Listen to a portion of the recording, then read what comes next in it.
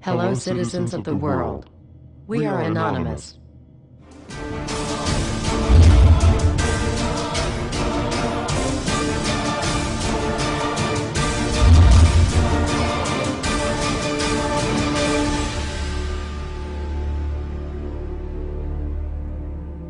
Dear brothers and sisters, now is the time to open your eyes.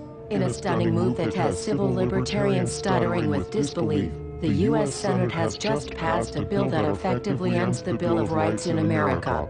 The National Defense Authorization Act is being called the most traitorous act ever witnessed in the Senate, and the language of the bill is cleverly designed to make you think it doesn't apply to Americans. But toward the end of the bill, it essentially says it can apply to Americans if we want it to. Bill summary and status. 112th Congress, 2011 to 2012, S. 1867. Latest title, National Defense Authorization Act 4.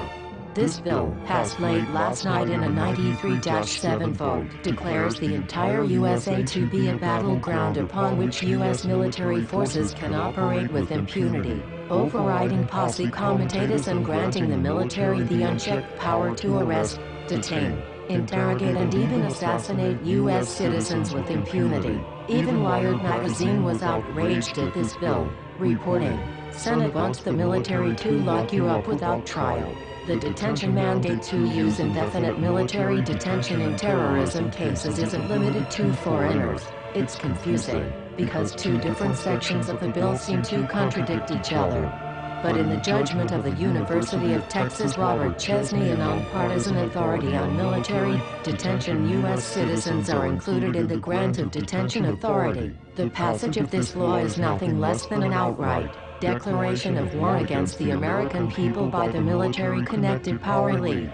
If this is signed into law, it will shred the remaining tenets of the Bill of Rights and unleash upon America a total military dictatorship, complete with secret arrests, secret prisons, unlawful interrogations, indefinite detainment without ever being charged with a crime, the torture of Americans and even the legitimate assassination of U.S. citizens right here on American soil. If you have not yet woken up to the reality of the police state we've been warning you about, I hope you realize we are fast running out of time.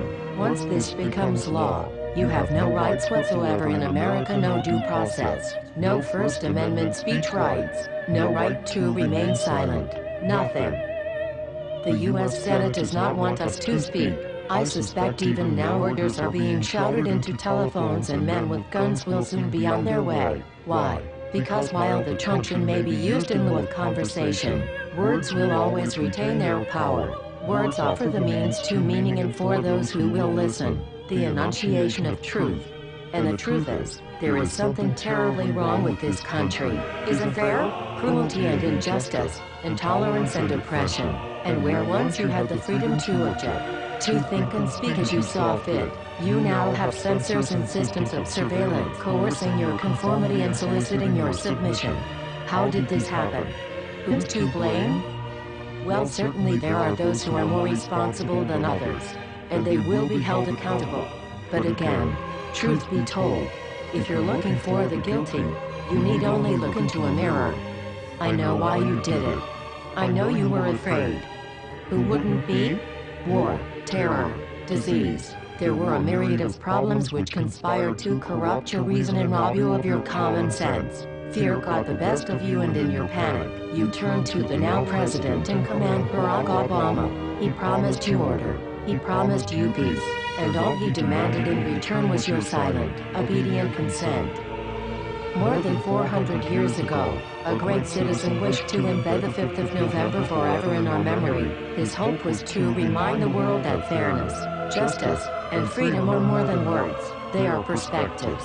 So if you've seen nothing, if the crimes of this government remain unknown to you, then I would suggest that you allow the 5th of November to pass unmarked. But if you see what I see, if you feel as I feel, and if you would seek as I seek, then I ask you to stand beside one another, 1 year from November 5th, 2011, outside the gates of every courthouse of every city demanding our rights. Together we stand against the injustice of our own government. We are anonymous. We are legion. United as one. divided by 0. We do not forgive censorship. We do not forget oppression. U.S. Senate. Expect us.